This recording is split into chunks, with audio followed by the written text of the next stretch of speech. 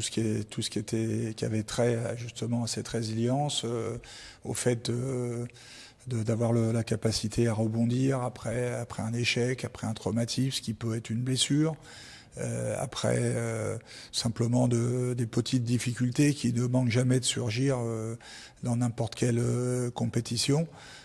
Se préparer à ça, mais aussi le faire ensemble avec les athlètes pour préparer le rebond, préparer les conditions qui vont permettre de réagir après ce type de difficultés. C'est-à-dire qu'on évolue parce que la résilience, on se l'applique déjà soi-même.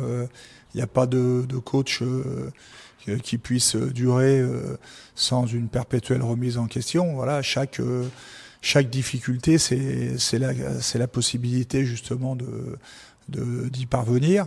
Et forcément, dans le temps, il y a une évolution qui se fait dans sa façon de gérer les problèmes. Voilà, on se sert des expériences passées pour essayer d'améliorer cette gestion.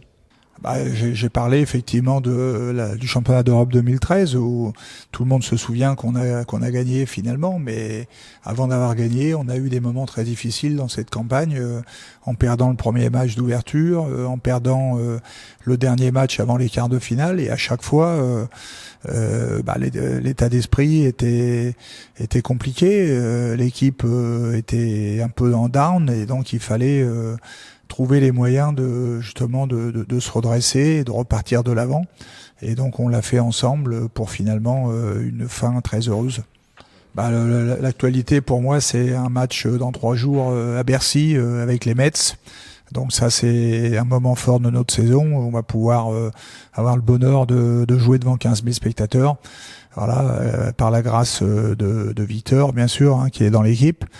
Et l'actualité en équipe de France, c'est juste après le tirage au sort, déjà se mettre au boulot pour préparer les matchs du premier tour, le premier d'entre eux contre le Canada qui sera périlleux.